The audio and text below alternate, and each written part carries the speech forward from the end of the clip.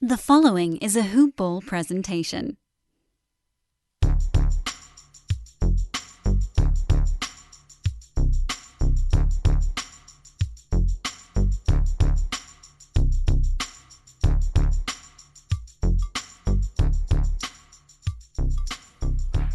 Hello and welcome to the Hoop Ball NBA DFS Today podcast. Today is Friday, October 4th. I am Joe Sarvati, also known and affectionately known as Coach, and I'm joined by my partner in crime here, the DFS shark of the NBA, Mr. Michael Apotria. How are you tonight, Mike? Coach, we got our first night in the books. We had our little showdown slate, and from what you told me, you did pretty well. I managed to cash out. I only did a couple lineups. I did about one cashed out, so I didn't profit a lot, but I profited a couple bucks. Overall, I think we did pretty good on it. I think we got a couple of our calls right. Yeah, it was great to see. I mean, whenever you can play hard and get 1.5 times his points in the captain's chair, and he goes off like that. It's pretty much gravy, dude. It was a good start. Hopefully, some of our listeners out there cashed in as well, but it's exciting. This show we're actually taping this show on Thursday, October 3rd. It's in the evening, and it will be on later this evening for tomorrow, Friday, October the 4th. And we're doing that because there's an 8:30 Central Time AM game of the game played over in India. So just to clear that up. And then real quickly, our presenting sponsor is Fantasy Draft. We love our partners at Fantasy Draft. They are the only rake-free fantasy site online anywhere, and they have a big NFL Hooters $500,000 showdown GPP this weekend. So join them, get in there, go to fantasydraft.com, put in the promo code HoopBall, and get 7-day free trial. So we love those guys. They're sponsoring us through as we prime up for the opening day, October 22nd. But today we'll be talking about 3 games on the slate for Saturday, and there are DFS contests on both DraftKings and on FanDuel. So with that, my brother, we will jump right in and let's talk about that cup of coffee in the morning and a little NBA Sacramento, Indiana game. Not just a cup of coffee. It's got to be a Hawaiian Island cup of coffee. I got to have my Kona coffee, my dark roast. Nice. Bright and early, probably double cup it. I'll be up early. Yeah, I'm pumped for this. This is we're talking about a couple teams that we just kind of saw them. So this is going to be fun to talk about. Coach, I want to know, who's your captain? You were talking James Harden yesterday. Let's get right to it. Who's your captain tonight? Captain, my captain, huh?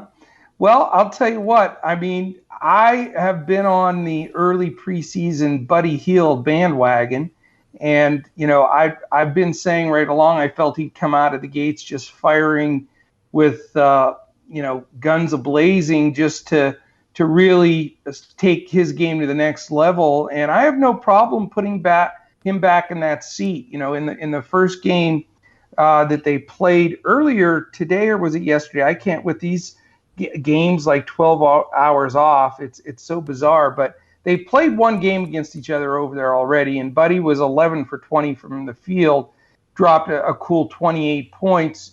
And I think that he's not a bad guy to throw in there as a captain, because I think that they're wanting to showcase over there, and I think he'll get his good 25 to 30 minutes and put up some good points. So he would be my first guy that I would look at with Sacramento, Buddy Hield. That's a good call. I mean, we're talking about a guy that is one of the best shooters, lights out shooters. When he gets hot, he's hot, and a lot of his production is going to come in the scoring category, but he can do that in very limited minutes. And we're not expecting a lot of guys in these preseason games to rack up double doubles or triple doubles necessarily. They're not going to have as much time. But the one thing I'm actually a little worried about with this game, and it just kind of taking all research and logic and everything and throwing it out the window, is the fact that They just played and it went to overtime. It was a preseason game that went to overtime, a 132 to 131 game. Pacers came out and won. So these teams just kind of played against each other. We kind of saw what the matchups looked like. But, how much more do the coaches need to see these guys to go against each other again? So I don't know if that's going to play. We saw every starter on Indiana play 30-plus minutes. That's almost like regular season numbers. So TJ Warren came out and dropped a 30-point bomb. But, for me, it's kind of going to be leaning right towards the Sacramento side again. I'm going to look for a Marvin Bagley bounce back for me. I don't know necessarily how much I love it into the captain spot, just because it's a little bit of boomer bust. And if you're playing a cash game or a single entry, I probably wouldn't roll that way, but more of a tournament lineup build. But just the fact that this guy, he came out here, played 29 minutes, didn't shoot well at all. Shot 5 for 12, wasn't getting live on the glass, and he had 5 fouls. So I think a lot of the foul trouble probably played into a part to why he didn't hit over the 30-minute mark. We saw Barnes, Hield, and Fox all get above there, but he's probably a little bit more fresh, and I'm expecting him to kind of leave a little bit mark after that bad game. No doubt. And, if this wasn't one of these stand games where it was a showdown DraftKings game, I'd be with you. I would say fade this game in general, because you do have the top guys from both teams, for the most part, got 30 to 33 minutes, and that's a pretty healthy amount of minutes, especially when you factor in they traveled all the way over to India, and there's just a lot. There's a lot that could go wrong as far as the rotation of minutes for a lot of players. But because you're entering a contest where you're using these two teams, it's a matter of just taking the best guys that are going to step out. Now, in looking at this, let's just glance the two teams real quickly here. Indiana, as you said, their top guys got quite a few minutes. I think, the guy that I sort of would key on Indiana is Sabonis. And the reason I say that is, I think that they want to get him as many consistent minutes playing at the 4, being that this is a new role for him.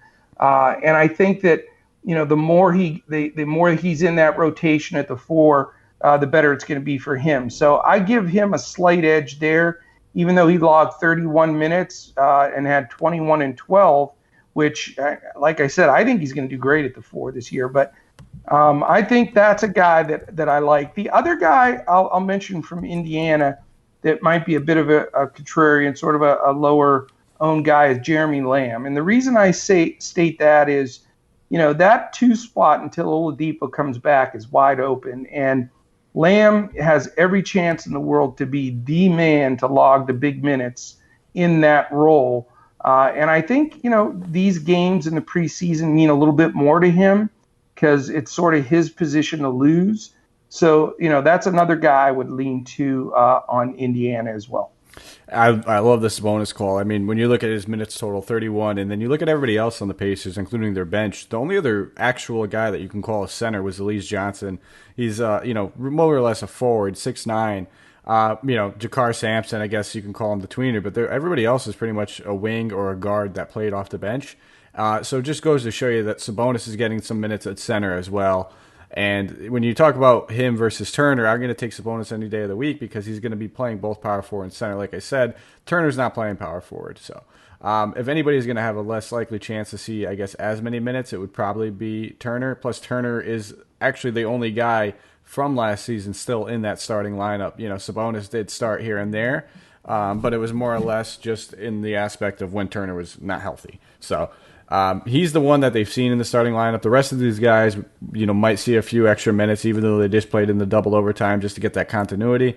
But like you said, if it's on me, I'm probably just fading it all together, looking forward towards a late slate. But push come to shove, Brogdon, Sabonis, and Lamb. Like you said, I'm going to fade that Warren 30-point game. Hope everyone else chases it. And then on the other side, I'm really just looking at the main guys: Bagley, Hield, Fox. If you want to get a little sneaky at the end, Rashawn Holmes I like a little bit. He's a guy that can produce in limited minutes. And in the sake of a pivot to Bagley, if you want to get off that Bagley train, maybe these guys play limited, Holmes is going to be the guy that fills in for it. I agree. I think roll the dice a little bit on some of the Sacramento bench. I wouldn't. I think I may put Corey Joseph in a lineup or two, and maybe a Belizia or an Ariza, because I do think they're going to go very deep on this game tomorrow, and those guys. Again, price isn't a big object at this point in preseason, but those guys may roll up as many fantasy points as some of the key guys. And I know, Dwayne Dedman, your guy, he only played 17 minutes. I don't know if that was by design or if there was an issue there, but he's the only guy of that top really 10 that played that little minutes. So that makes me think there might have been something a little sore. I didn't see any reports or anything, but I would put a little asterisk there and be careful. You don't want a zero. I think Sacramento was just trying to go small and force an issue against having Sabonis and Turner in the starting lineup.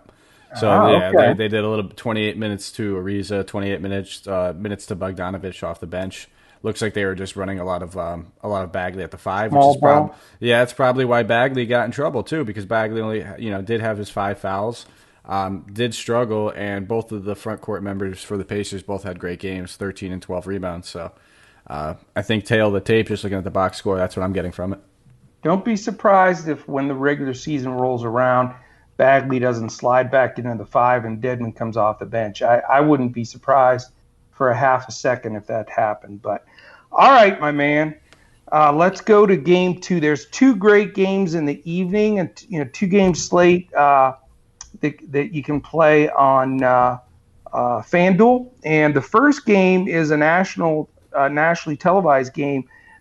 2 teams you may have heard of, the Lakers and the Warriors. I don't know if you're familiar with those squads at all, but that I think that's going to be a lot of fun. And I will fire right out of the gate here because I'm taking no prisoners with these 2 picks, and I know it's not going to exactly shock the DFS world, but I am not afraid after really, digging into this. I'm going to roll out LeBron and the Brow together in a 1-2 zing-zang. Just first game, they're excited. Crowd's going to be hepped up. It's on TV. I'm going to go with both guys. Is that a little crazy?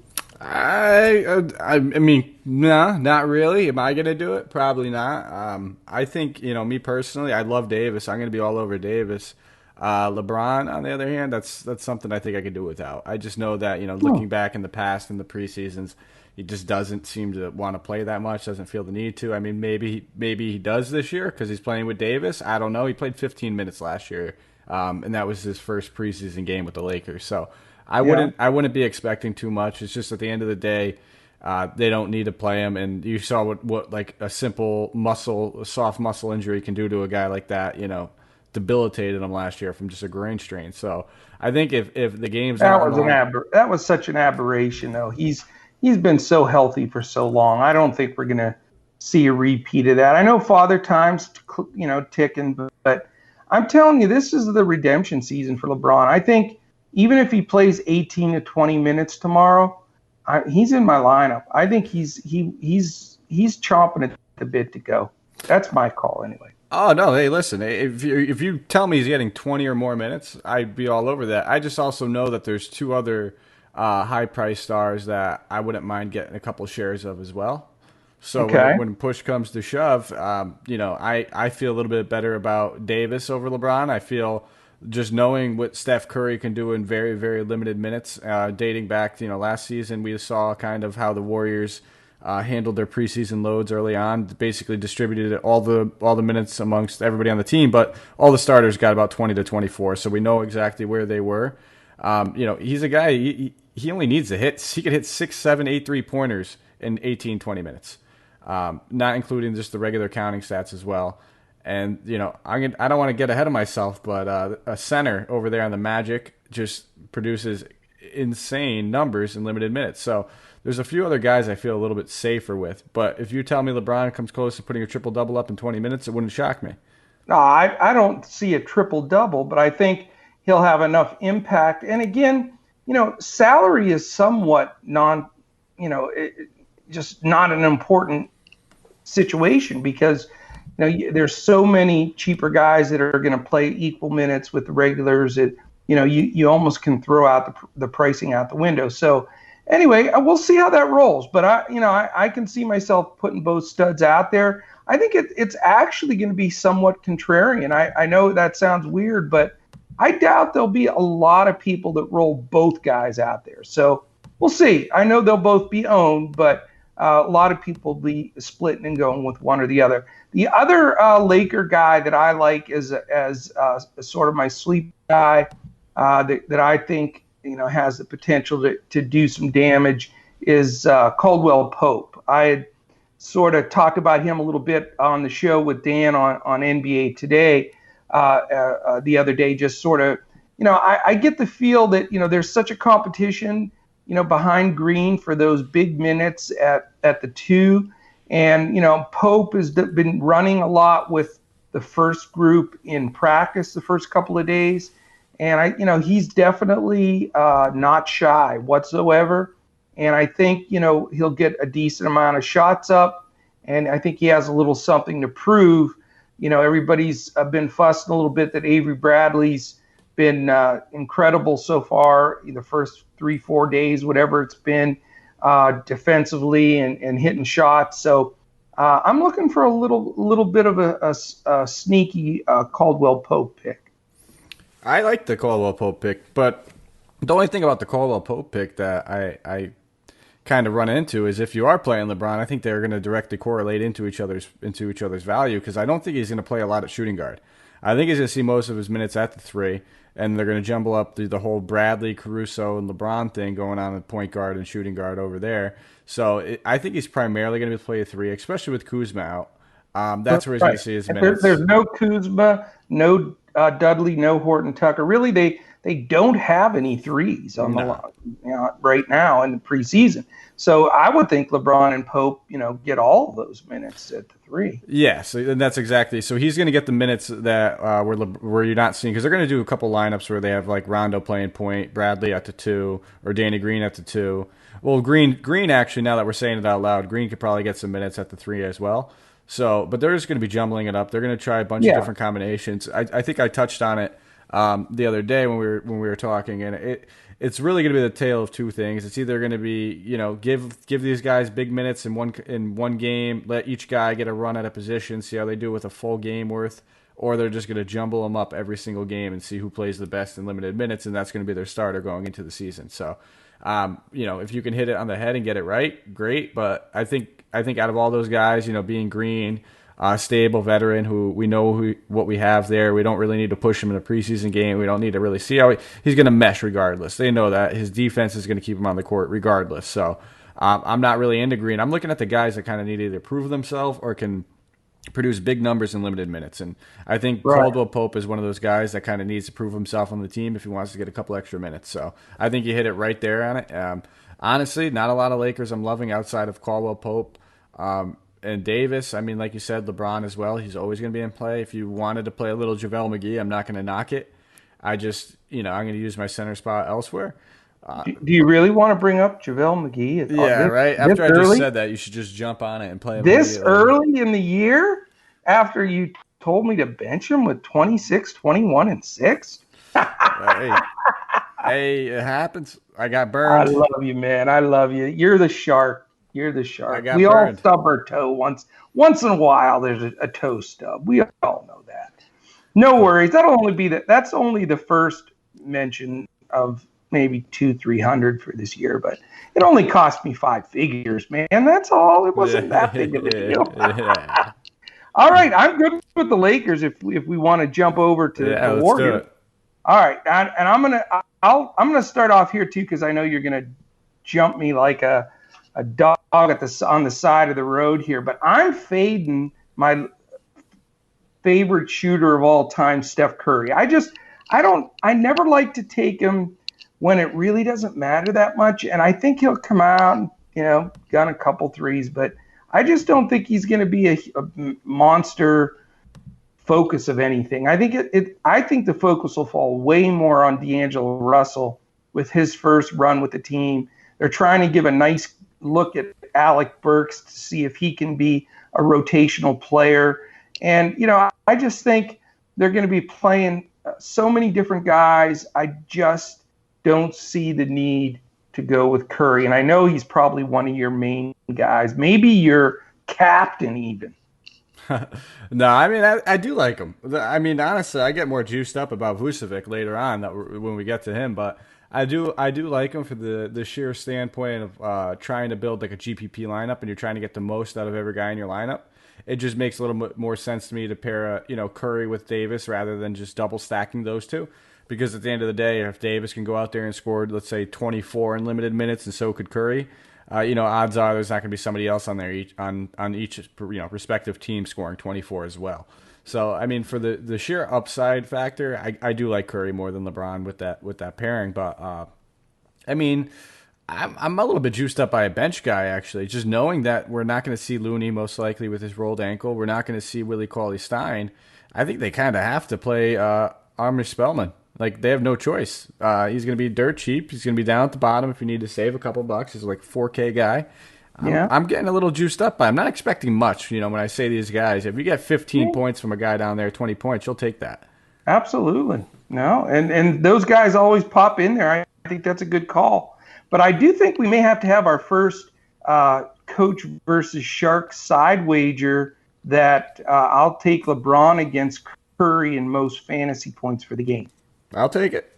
Yeah, I'm game for that. Okay. What are we betting?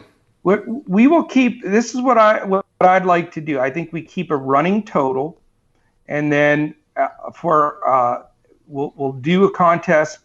You get 1 point for each one you win, and we'll do this through to the All-Star break. And we do our All-Star break live special.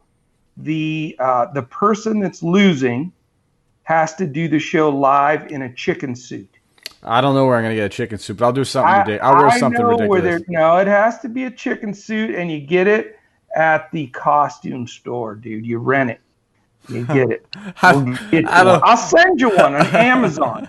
I will send you one. So there you go. All I want to know is I get to see you online live doing our show in a chicken suit for the All-Star game. Oh, that's you'd have to win first though. So let's just not get ahead of ourselves now. Come on. All right. Curry dropped 21 points in 20 minutes last preseason game. Let's see that happen again. Let's hope it happens again.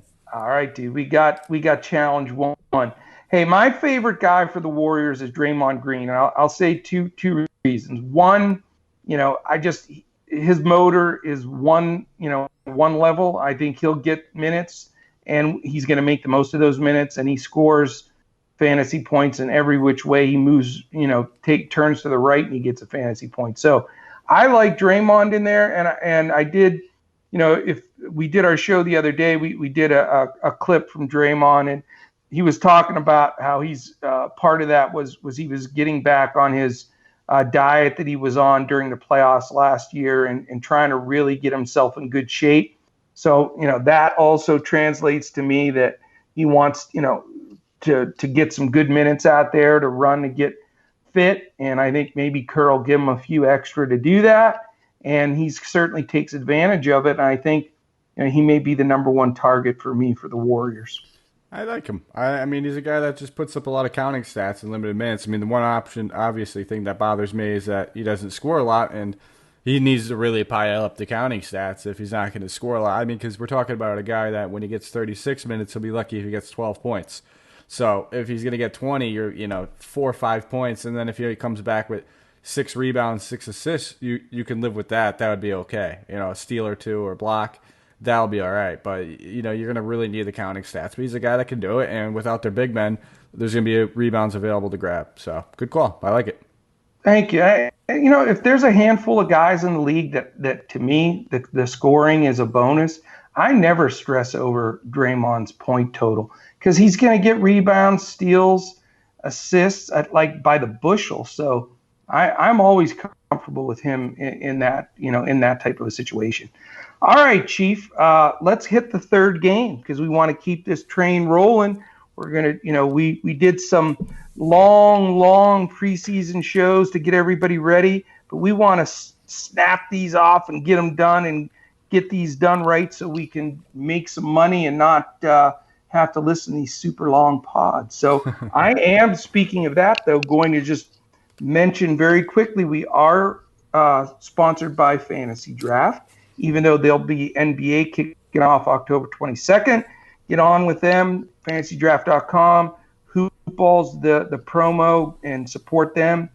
Listen to our shows every day. We're on 7 days a week. Hoopball, NBA DFS today. Everywhere podcasts are heard, no matter where you can find us. iTunes, Google Play, Stitcher, Podbean, iHeart, Spotify, YouTube, you name it, we're there. Okay, we go to the last game, and it is a 7:30 Central Time start. The Orlando Magic and the San Antonio Spurs. Go ahead, Magic. You've been waiting for this Magic the whole night. I mean, this game's pretty simple for me. I mean, if we're going to start with the Magic, you've heard me say Vucevic a lot. It's just the guy in limited minutes, 20 minutes, whatever it is, he can get a double-double in 20 minutes very easily. He's the focal point of the offense. He's always going to be involved. It's just by far one of my favorite plays on the slate. I'm just going to be all over Vucevic in just about every lineup. Another guy I'm looking at over there is kind of the big mystery man himself, Markelle Fultz. He already got announced that he will participate in the preseason game tomorrow. So how much will he participate? How healthy is he? I don't know. But we've seen him in limited minutes, what he could do. I think it was one of the last games of like 2 years ago against when he was on the Sixers. He got triple-doubled almost, or he did triple-double in limited minutes. So he can do it. We know it's capable. He likes to get into the lanes. He might just want to see how much he could play now. They might want to just see what this kid can do. So he's a guy I'm keeping my eye on, another guy around that 4K price tag. And then, of course, I'm not really going to be touching DJ Augustine. I'm not really going to be touching Fournier. Aaron Gordon, he's always that guy I can't get right, so I'm playing Vucevic anyway. I don't really want to play both of them. So that's pretty much where I'm at with those guys. And, I mean, Aminu, another guy that just kind of flies under the radar over there now, new contract, paid for him. Let's see what he got. I don't know. We'll find out, but I'm kind of interested in him. It's going to be tough because he's a guy that is a very unsexy producer when it comes to just those counting stats. But he's there and they paid for him. So I'm kind of want to see how they're going to use him first before I go and put money on him. But it's a guy to keep an eye on. Not bad.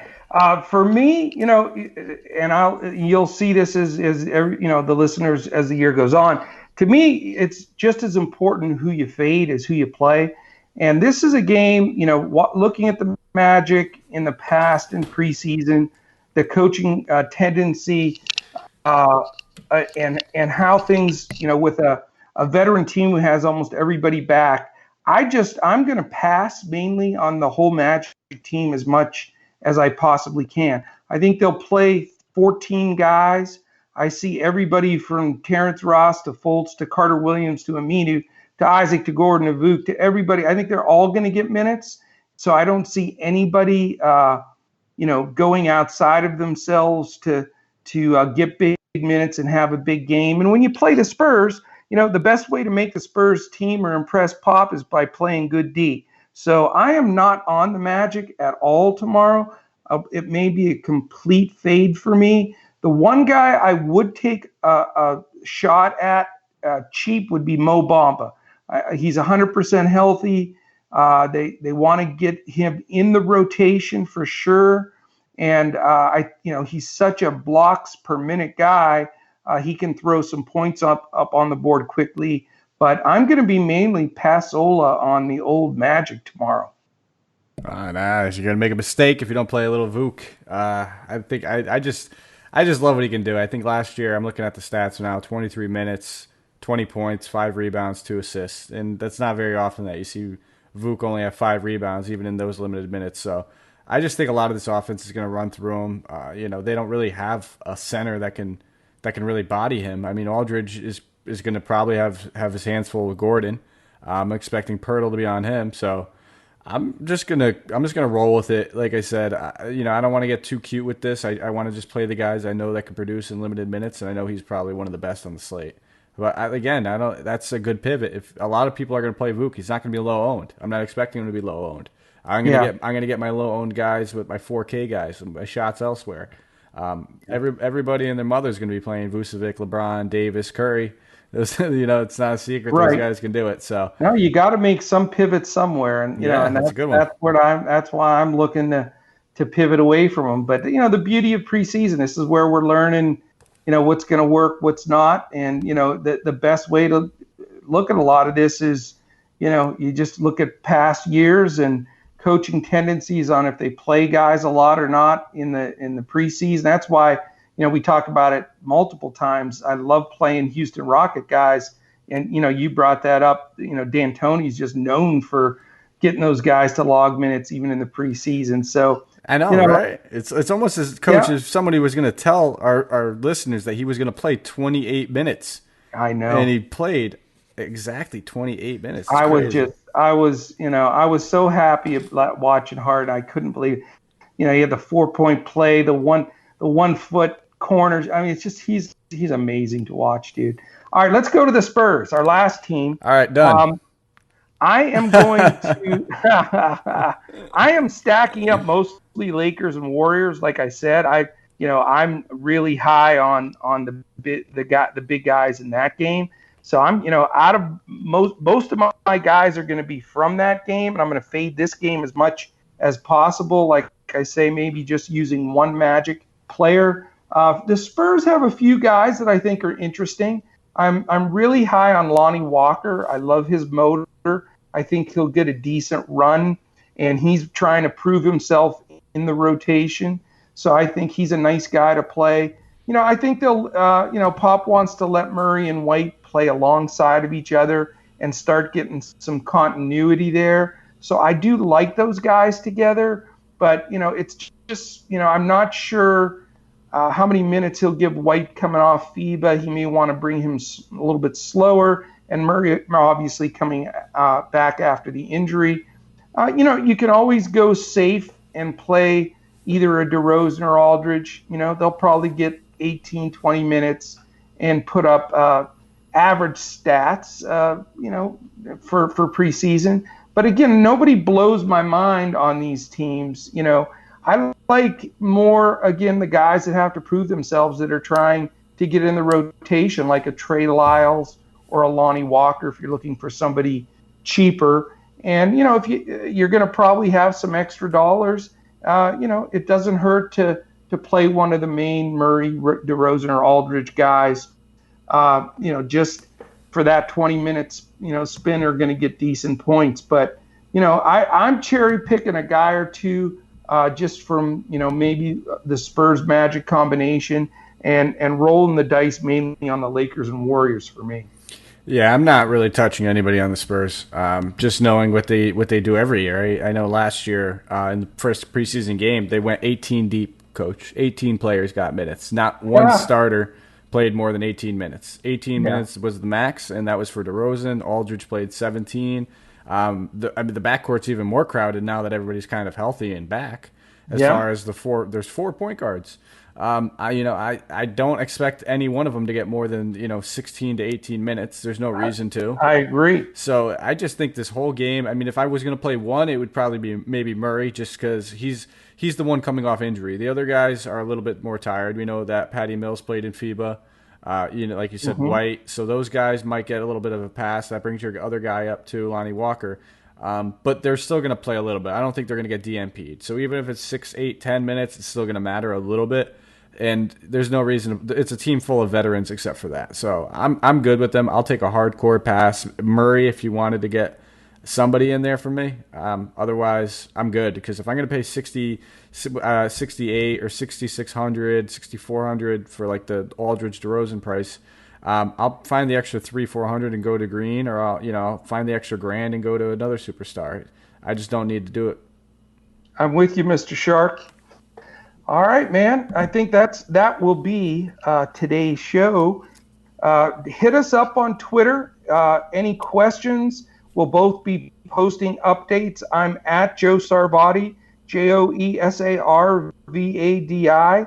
He is at Mike Apotria, MikeApotria.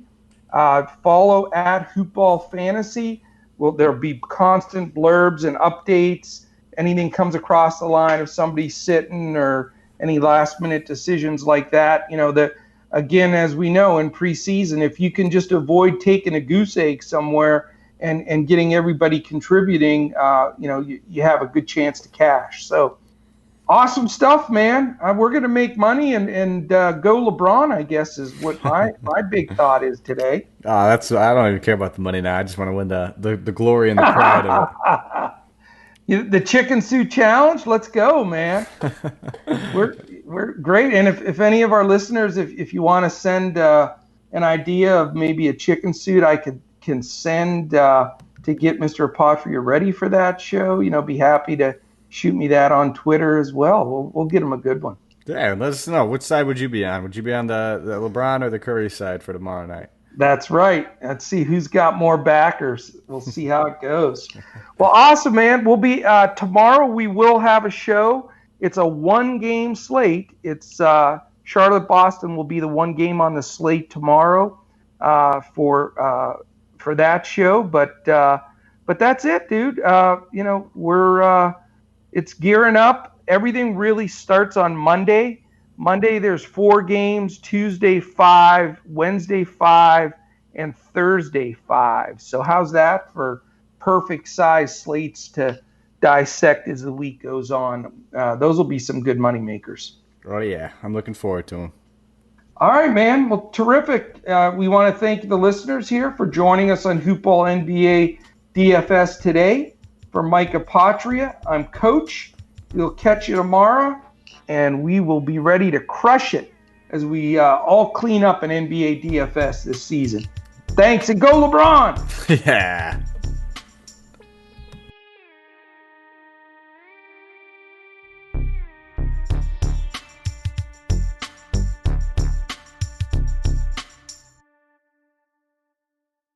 This has been a Hoop Ball presentation.